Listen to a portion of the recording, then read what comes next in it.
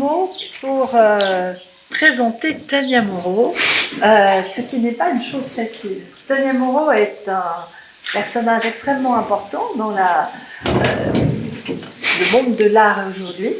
Tania Moreau est peintre, sculpteur, elle travaille sur l'écriture, photographe bien sûr, puisque nous avons montré à Chaumont-sur-Loire son travail, ses séries sur le végétal, qui sont absolument exceptionnelles. Et la difficulté, c'est qu'on en a montré 1, 2, 3, 4, 5, et je serais bien allée au-delà, mais on ne pouvait pas consacrer tout Chaumont-Photo-sur-Loire à Tania, mais qui a déjà été dans 5 ou 6 endroits. C'est une très grande photographe.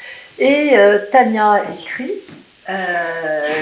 Tania a énormément de cordes à son arc, une immense curiosité. Elle vient d'ailleurs d'entrer à l'Académie des Beaux-Arts. C'est tout récent.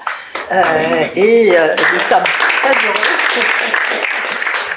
qu'elle rejoigne Fabrice Hibert, qui était là l'an dernier, et quelques autres qui sont venus ici dans le cadre des conversations sous l'arbre. Tania Moreau, et c'est la raison pour laquelle elle souhaitait qu'on l'invite dans le cadre des conversations sous l'arbre, est aussi DJ. Je prononce comme il faut parce que parfois je fais l'inverse. Et ce qui est incroyable de voir la relation qu'elle peut avoir avec de très jeunes publics.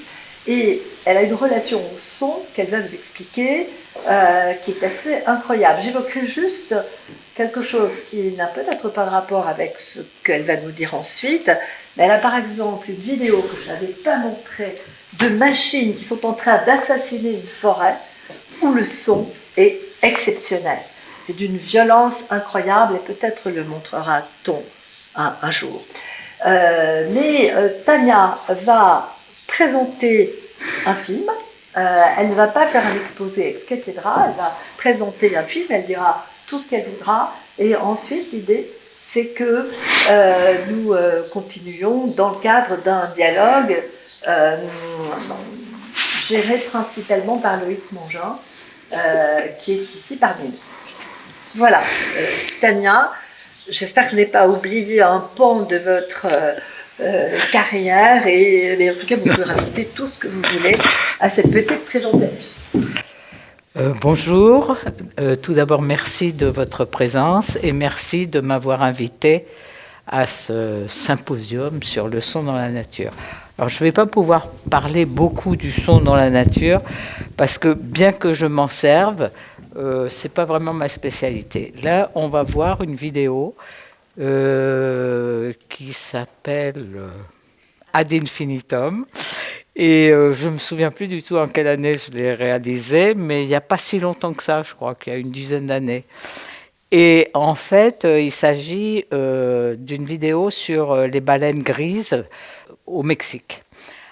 Je vais parler juste 5 minutes du son, comment je réalise finalement, toujours dans mes compositions sonores, aussi bien accompagnant les vidéos que lorsque je fais des improvisations en public, seul, il y a un drone, parce que j'ai été beaucoup influencée par la musique indienne, où il y a toujours ce drone. Et pour moi, aussi bien, pas dans ce cas particulier, mais dans les performances visuelles, aussi bien que sonores, dans le visuel j'ai un drone et dans le sonore j'ai un drone. Et là, donc, il y a un drone et il y a un autre élément que j'ai gardé et qui crée le rythme de la vidéo, c'est la respiration des baleines. Voilà. Et le reste, je vous expliquerai. C'est pendant le montage. Alors, ce qui est très important, c'est que je fais tout moi-même. C'est-à-dire la prise de vue, le montage et le son. La prise de vue seule, je ne veux absolument pas d'assistant parce que je veux pouvoir réagir et je n'ai pas du tout de synopsis, j'ai juste, je vais filmer ça. Et après, c'est vraiment en symbiose avec la scène, je réagis, etc. Et donc, je ne peux pas avoir d'assistant et je ne peux pas écrire à l'avance ce que je vais faire.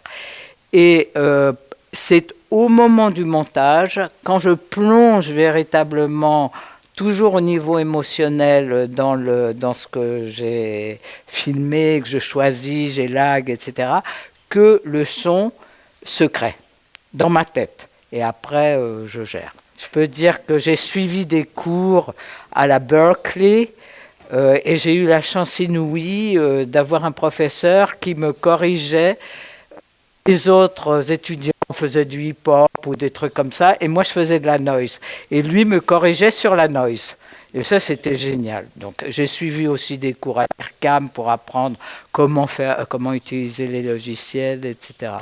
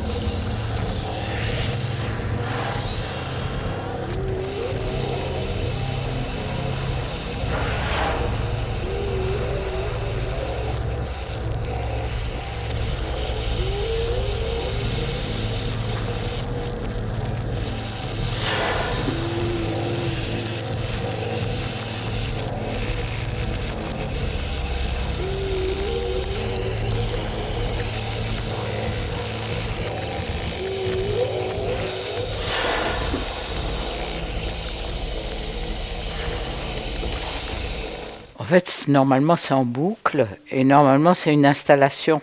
C'est-à-dire que c'est projeté sur au minimum 7 mètres sur 3 et qu'au niveau sonore, c'est 4+1. Donc on est vraiment dans le son et voilà.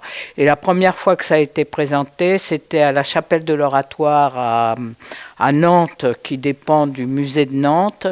Et la projection était de 14 mètres de hauteur sur 33 mètres de long.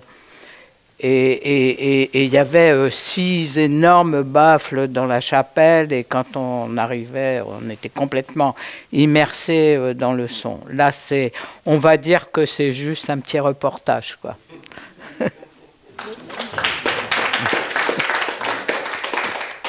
Où se cache l'infini?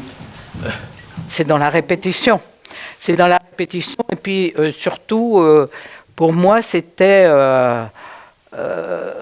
c'est la préhistoire qui est là, quoi. Dans le moment présent, le drone, en fait, c'est le moteur de la Ponga que j'ai donné de l'écho, etc. J'ai travaillé. Et le rythme, comme je disais, c'était vraiment la respiration de la baleine. Ce qui est assez fou, c'est qu'avant de voir les baleines, on les entend. Et ça, c'est complètement fou. On entend leur respiration. Ou leur chant est juste... là, il n'y avait pas de chant. Hein. Ça, c'est moi qui ai rajouté. C'est même pas le chant des baleines. C'est juste 1 ou 2 fois. Il y a quelques... Mais c'est surtout un sample de celle-ci qui a fait quelque chose d'extraordinaire avec les voix qui s'appelle Sao 3. Et donc, c'est un sample de ce morceau et qui est absolument fou parce qu'il y a une telle harmonie que partout où on le met, quand on a un trou harmonique, si on le met, ça marche.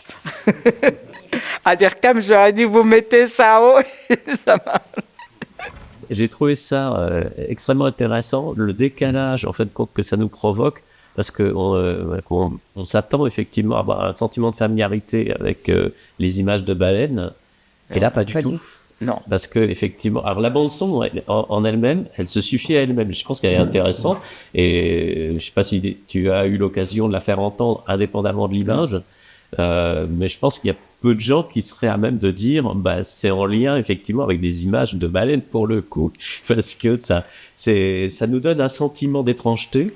Et c'est vrai que là, c'est très intéressant avec l'image parce que pour le coup, c'est plus un animal familier, ça devient quelque chose entre l'extraterrestre, entre une créature de la préhistoire, etc., qu'on ne sait plus très très bien comment aborder. Et c'est effectivement un décalage qui peut mettre mal à l'aise, ou en tout cas qui interroge effectivement notre sentiment de familiarité sur la baleine. Et je voulais te poser la question, par rapport en fin de compte à ton œuvre artistique, ça se situe comment? C'est-à-dire, est-ce que c'était en réponse ou en écho à quelque chose que tu avais fait avant et que tu as fait après, ou c'était complètement indépendant d'une continuité conceptuelle de ce que tu faisais?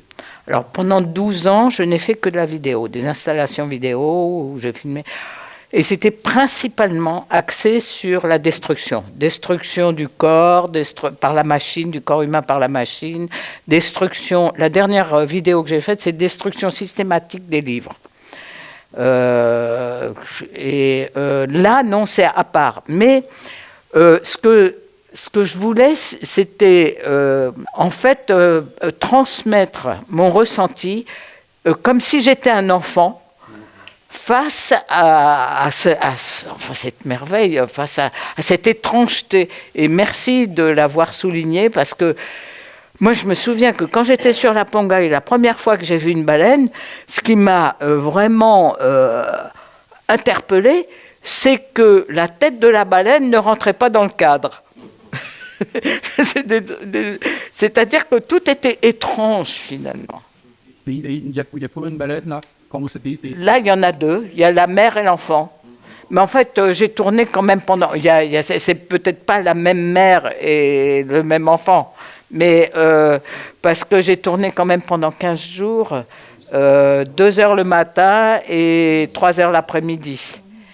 Donc, je ne sais pas exactement. Moi, je suis revenu quand même avec 57 heures qui se sont... c'est 8 minutes. Comment on fait le tri après? Au feeling.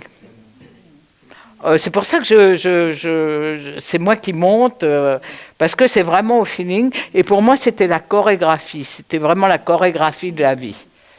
Moi, j'avais une question sur le choix du noir et blanc. Là, je le trouvais un peu bleuté. Oui, ça m'a un peu choqué. Est-ce que votre musique est pas en noir et blanc aussi? Et c'est pas du tout... Enfin, pour moi, je trouve ça très beau. Est-ce qu'il y a un parallèle à faire entre de l'image photo noir et blanc et de la musique qui pourrait être noir et blanc, je sais pas, coloré? Je ne peux pas répondre. Tout le monde me pose cette question. Pourquoi le noir et blanc? Mais en tout cas, c'est pas dans une question négative ou péjorative. Non, je trouve comprends ça bien. Super. Et je trouve que la musique est noire et blanche. Oui, c'est possible. En fait, comment dirais-je, à l'intérieur de moi, j'ai une espèce de douleur ou de nostalgie ou de quelque chose qui transparaît toujours dans mon travail et qui me guide. Parce que c'est... quand j'étais jeune, je faisais la maline en parlant d'une manière structuraliste des choses, etc. Bon... Heureusement, vers la cinquantaine, j'ai dit voilà. Et en fait, je me suis basée que sur mon émotion. Et c'est mon émotion que je veux transmettre. Mais on ne peut pas verbaliser une émotion. Il n'y a que les scientifiques qui verbalisent non-stop. Moi, je ne peux pas verbaliser finalement mon rôle en tant qu'artiste. Enfin, comment je vois, c'est que je veux parler comme à ma meilleure amie, à qui on raconte tout, sans filtre. Mais je ne peux pas dire des mots. En fait, c'est mon émotion que je transmets à la personne qui veut bien la recevoir. Et à ce moment-là, on est sur la même longueur d'onde. Via de la musique, du coup. Via la musique, via la forme, parce que maintenant je ne fais plus de vidéos. Après avoir fait cette vidéo sur la destruction systématique des livres, j'ai trouvé que j'avais fait le tour de la question par rapport à ce qui m'intéressait et qui a une valeur. Maintenant, on ferait cette installation vidéo aujourd'hui. Toute prise de pouvoir, d'un certain pouvoir, commence par la destruction de la culture de l'autre, quoi. Et donc, voilà, là, pour l'instant, je ne fais plus de vidéos. Mais je fais des performances sonores. Mais pour moi, soit c'est avec des sons que j'ai enregistrés moi-même, soit je télécharge d'Internet. J'ai aucun complexe. Soit j'ai acheté des bibliothèques, des CD avec voilà. Donc voilà, je vis avec mon temps. Donc tu as un stock de briques pour construire des émotions. Voilà, dans lequel je plonge suivant mon humeur. Bon, il y a quand même, pas sur les vidéos, mais sur les performances, il y a quand même des samples que je maîtrise complètement. C'est-à-dire, dans les performances, toujours avec cette même idée, je ne souhaite pas... Alors, aussi, au niveau enregistrement, je ne souhaite pas enregistrer des sons parfaits. Ça ne m'intéresse pas. Ou des images parfaites. J'ai toujours refusé d'acheter une caméra professionnelle. J'ai toujours travaillé avec des caméras semi-professionnelles parce que je ne veux pas montrer au public, je ne sais même pas ce que c'est que le public, combien je suis supérieur et je sais maîtriser les choses. Non, ce que je souhaite, c'est, comme je disais, faire une confidence à quelqu'un, mais qui pourrait faire le même film que moi, de la même manière, avec des... Voilà. Et donc, je ne veux pas éloigner la personne par une perfection technique, genre National Geographic. Et donc, voilà, c'est des images où on se sent proche parce qu'il n'y a pas cette perfection technique. Oui, mais si on projette sur des grandes surfaces, il faut quand même une certaine résolution, non ? comment c'est obtenu. Et pareil pour le son, on entend bien là la respiration des baleines, c'est capté comment le son? Comment j'ai fait le son? Oui, le son est capté comment? Parce qu'il est bien là. Et puis, avec ma caméra qui captait très bien le son, quoi. Et la caméra permet de capter et après de projeter sur des images Oui. Oui. Oui, si on sait un peu travailler l'image, et voilà, quoi. Bon, là, je dois dire, le son des baleines n'est pas trafiqué. Par contre, le son de la ponga est complètement trafiqué. Et c'est sur ce son, comme ça, un peu obsédant, un peu, à force de son obsession, ça crée une espèce d'incertitude, etc., que viennent peu à peu les autres sons. Et les grandes projections, on passe par des boîtes qui sont spécialisées pour ça. Hein. Il suffit juste de leur dire, je voudrais un peu plus de contraste, et voilà, quoi. Et le son, il suffit juste de dire, non, là, il n'y en a pas assez. Quand c'est dans un musée, hein, pour ici, voilà. C'est un peu... voilà. Donc on dit... et généralement, je me souviens, par exemple, à Nantes, ils n'avaient mis que 4 baffles. Et je suis allé voir la directrice, je lui ai dit, il en faut 2 de plus. Elle est allée voir la boîte, elle a dit 2 baffles supplémentaires. Oui, mais c'est pas dans le contrat. L'artiste a dit. C'est ça qui est génial. Je veux dire, quand il y a... Pas avec les scientifiques. Non, mais quand on a quand on a des vrais conservateurs et des gens qui adorent l'art et tout, et qui respectent l'artiste, là, ils suivent l'artiste complètement. Moi, j'ai eu de la chance, j'ai toujours eu ça. Donc, la musique, on a entendu que tu avais fait beaucoup de la noise, c'est ça? Oui. Est-ce que ça s'apparenterait à ça? J'y connais rien, moi.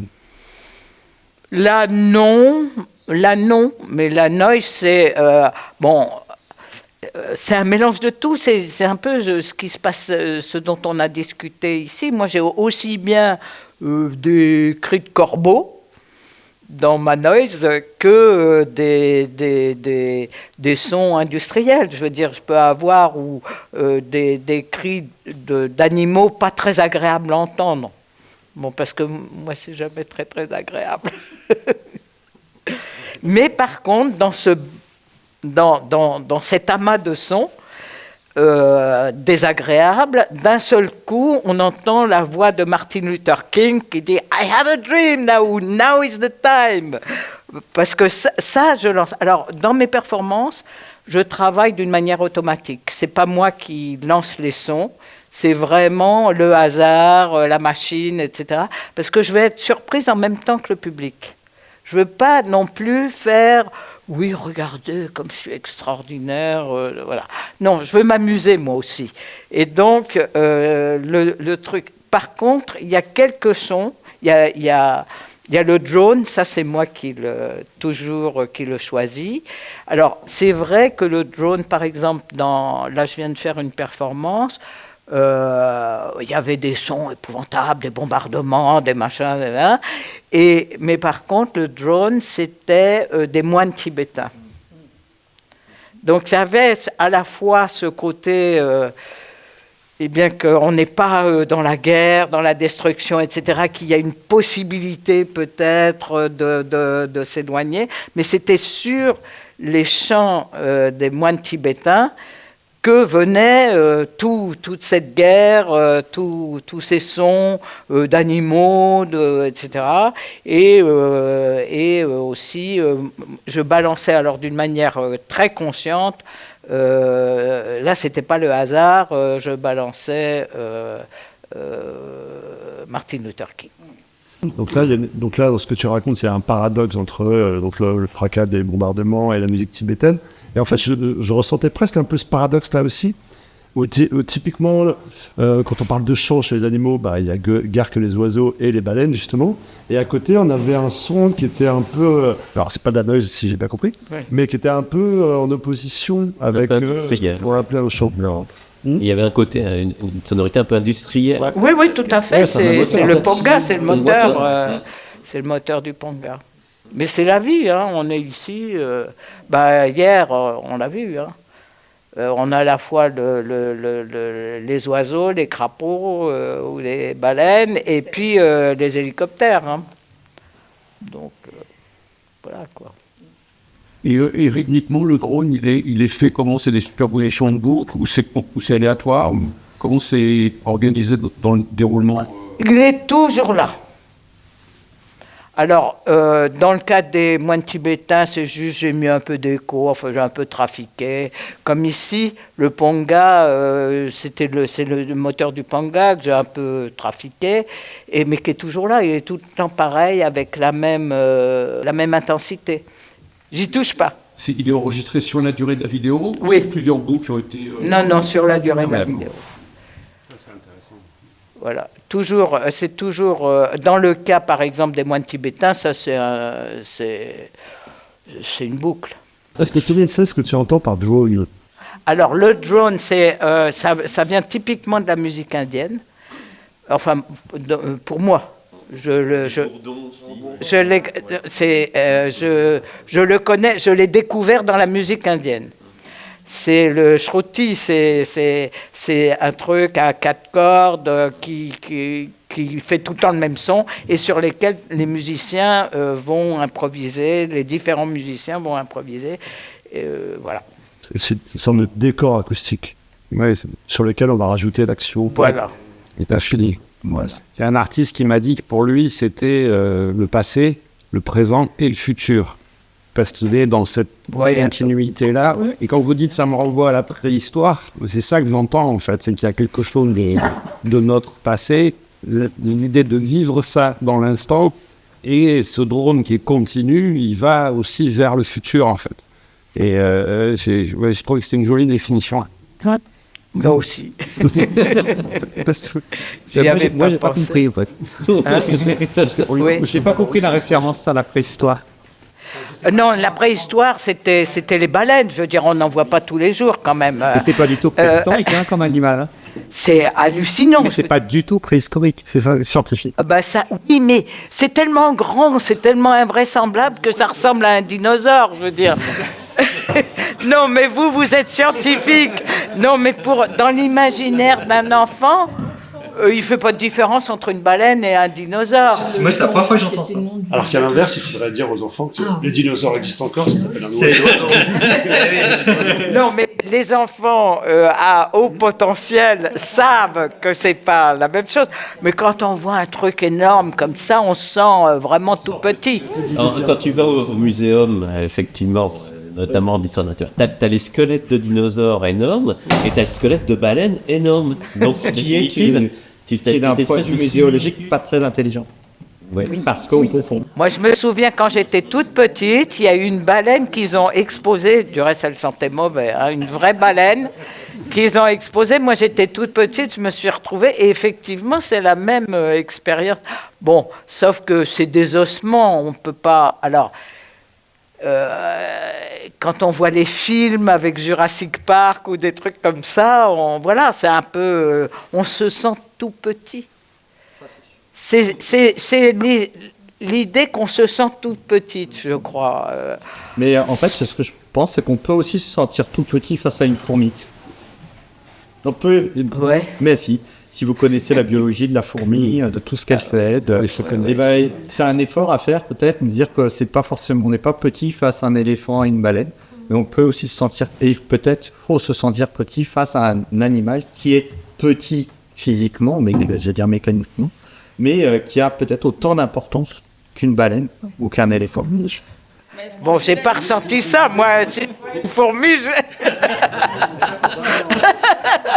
Mais ce qu'on soulève ici, c'est la question de la perception, justement, et donc de où on se place en tant que percepteur. Parce que moi, ce qui m'a questionné quand vous avez évoqué tout à l'heure ce rapport à l'imperfection volontaire pour être proche du public, par exemple, je pense que c'est tout à fait votre intention, mais je pense que c'est pas toujours le résultat que ça produit. C'est-à-dire que l'imperfection peut rapprocher certaines personnes, mais peut éloigner d'autres aussi. Ah Donc, oui, bon, ça, de toute façon. comme la perception qu'on peut avoir effectivement de la baleine et de la fourmi. C'est-à-dire, effectivement, si je peux faire la même chose, bah, pour moi, c'est pas de l'art. Ou alors, si je peux faire la même chose, d'un coup, ça me rapproche de l'artiste.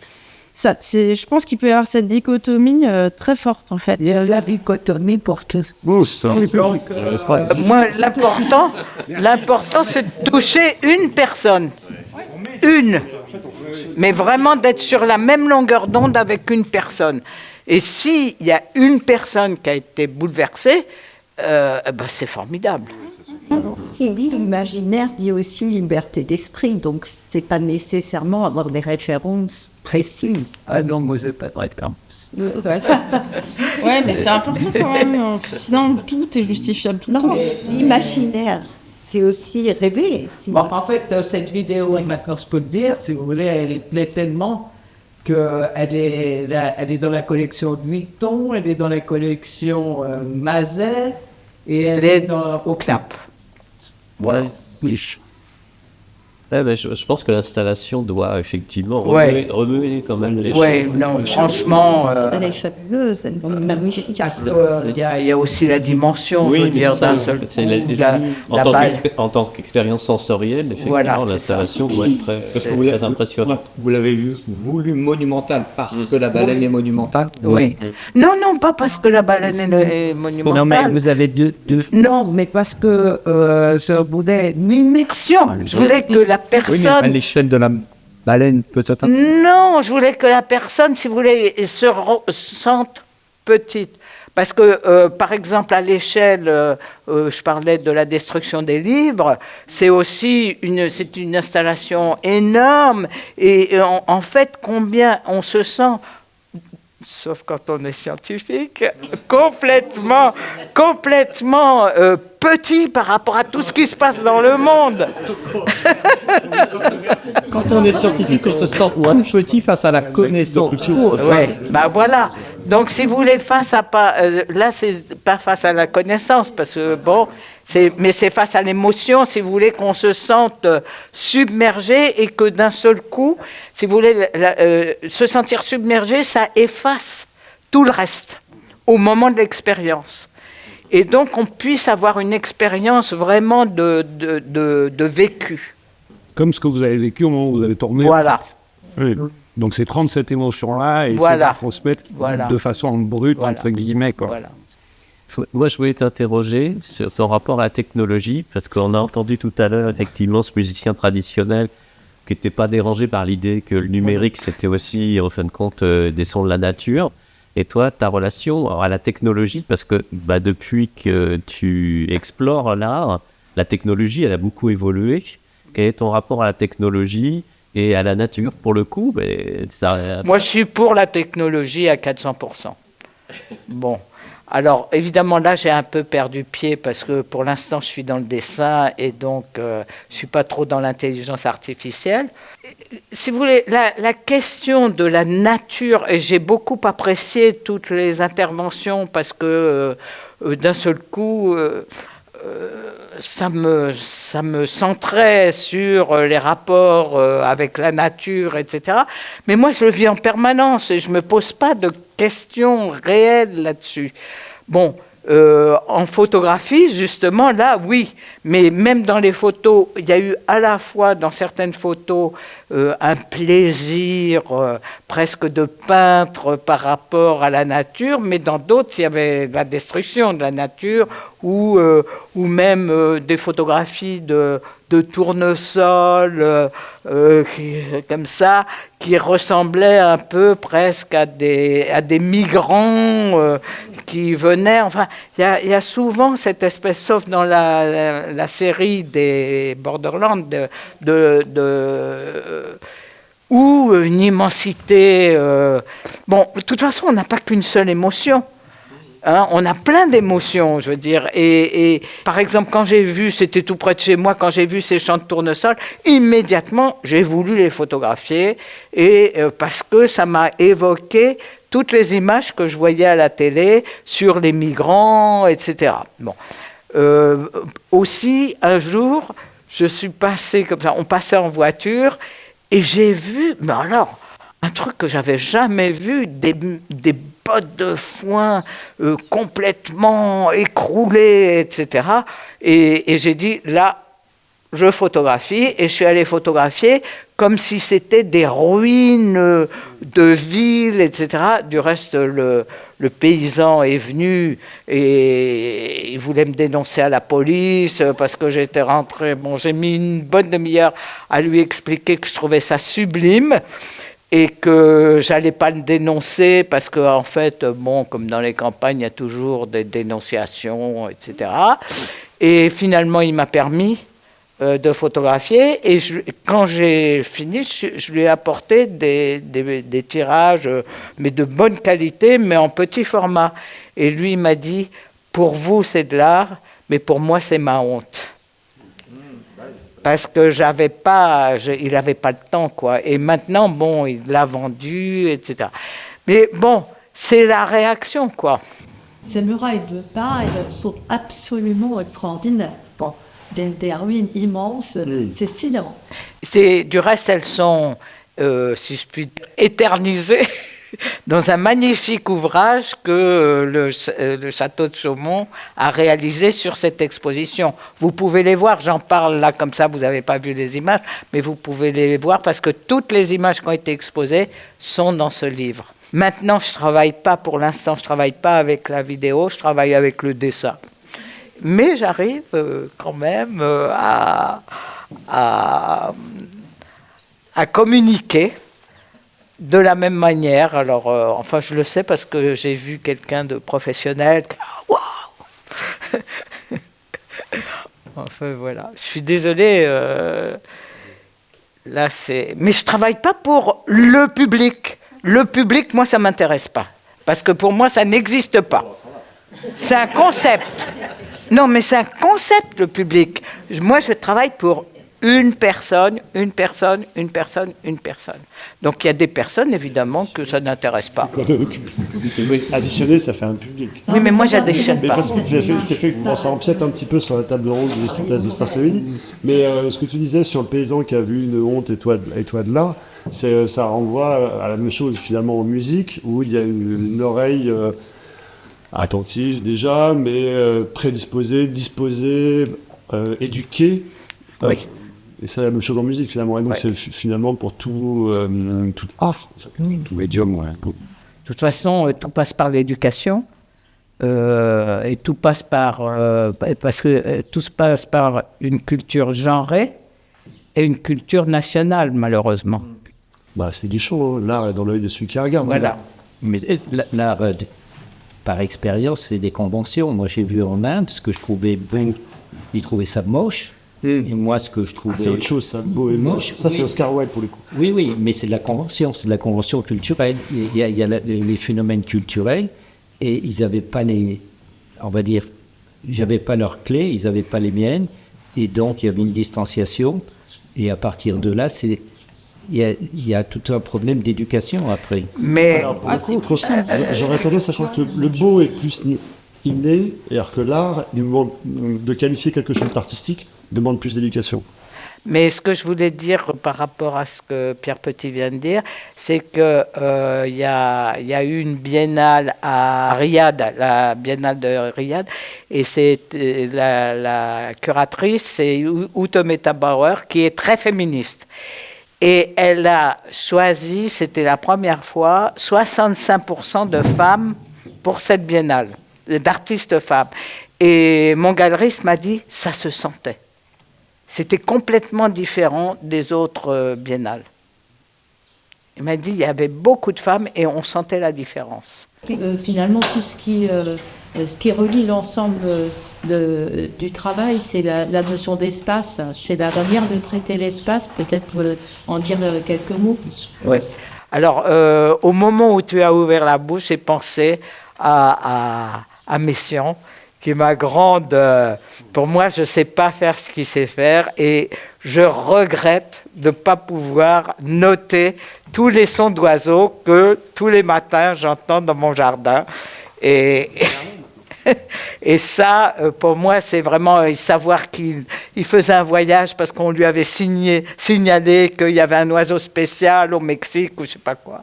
Il y allait pour pouvoir noter le son et après utiliser ça dans son art. Ça, je trouve ça extraordinaire et malheureusement, je n'ai pas les connaissances. Mais au niveau de l'espace, j'en ai un peu parlé tout à l'heure. Bon, là, on est sur un écran. J'ai jamais vraiment... Toutes les expositions que je fais, c'est moi qui gère l'espace. Parce que pour moi, une exposition, il faut que ça soit chez moi, que je me sente chez moi. Et donc, je gère l'espace et c'est vraiment... Pour moi, vraiment, par rapport au lieu qu'on m'a donné, on ne peut pas faire mieux par rapport à mon travail que ce que je fais. Je travaille avec une assistante qui, depuis 18 ans, qui est architecte. Et donc, c'est très facile pour moi. Elle me présente les choses, etc. Je lui dis non, ça va, oui, voilà. Et donc, en fait, je livre les expositions clés en main comme une architecte. Tout avec les mesures, tout. Ici, on a fait comme ça. Partout, c'est comme ça. Du reste, la galerie, elle dit, avec Tania, c'est facile. On n'a que des clous à planter.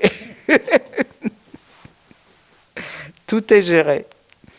À propos d'espace, alors est-ce que ça change quelque chose d'exposer dans la nature ou de projeter des vidéos dans la nature? Ah oui, j'ai fait une pièce végétale. À Aix-en-Provence, on m'a demandé, à l'époque, je travaillais en fait, j'étais en Inde, et je suis tombée sur un logiciel qui s'appelait, un logiciel de jeu, qui s'appelait les mots mêlés, que je connaissais pas. Moi, je joue pas puisque l'art, pour moi, c'est du jeu. Et là, je pouvais pas travailler, donc j'ai joué avec ce jeu et j'ai trouvé ça formidable. Je me suis dit, mais je peux faire vraiment quelque chose avec. Et j'ai demandé à mon fils de m'écrire un logiciel où je pouvais rentrer tous les textes que j'aimais, mais qui soient dans le style mot mêlé. Et donc, j'ai rentré les textes, et en fait, c'était le logiciel qui créait la composition. Ça, pour moi, c'est très important, parce que je considérais que les règles de la composition sont des règles masculines. Donc, bon, vous me direz que les logiciels, c'est aussi masculin, mais au moins, c'est la machine. Bon, voilà. Donc, je peux tricher, c'est la machine. Bon, et donc, j'ai fait beaucoup de compositions abstraites, mais ce n'était pas moi qui décidais quelle ligne, etc. C'était le texte et la machine. Alors, j'ai travaillé beaucoup avec les opéras, dont Einstein on the Beach, dont j'ai vu la création et qui pour moi c'est le summum, etc. Et à Saint-Paul-de-Vence, on m'a demandé si je voulais faire une pièce en plein air. Et j'ai dit oui. Et en fait, toujours avec ce logiciel, j'ai rentré une phrase de Einstein on the Beach, c'était sur l'amour, mais je ne me souviens plus trop bien, il faudrait que je regarde. Et en fait, ça a créé une composition. Et donc, sur le sol, il y a cette composition, et j'ai demandé à ce qu'on mette de la lavande. Et du coup, les abeilles sont revenues. C'est la seule fois où j'ai exposé en extérieur, mais c'était le son des abeilles. Le son du vent dans la bruyère, voilà, c'était au fond sur un lieu, c'était une grande terrasse avec des pierres, enfin sans intérêt aucun. Évidemment, il y avait les voitures qui passaient, le son des abeilles, le vent voilà. Donc il n'y a pas eu d'expérience double d'une même pièce montrée en intérieur et en extérieur, en fait. Non, parce que c'est pas de... si, alors par contre, je fais des peintures murales.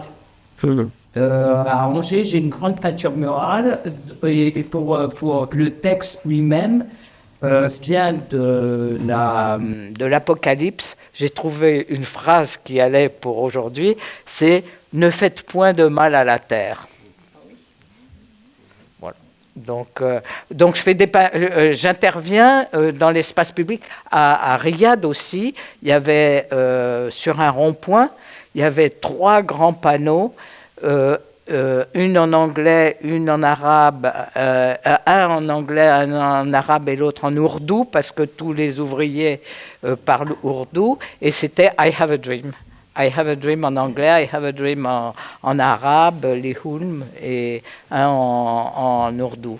Mais je fais beaucoup d'interventions, d'affichage, etc. dans la ville, enfin j'en ai fait, mais pas de pièces sonores. J'ai jamais joué du son. Alors, je voudrais revenir à cette histoire du son en extérieur. C'est grâce aux intervenants, ça m'a rappelé. En fait, en Inde, ils jouent toujours en extérieur. En fait, ils jouent pas. Je veux dire, ils jouent sous un auvent, mais ouvert à tous les côtés, dans les palaces, les musiciens jouaient là. Le kathakali, c'est dans les temples, mais ouvert, donc c'est toujours en extérieur. Et c'est assez extraordinaire. Merci. Merci.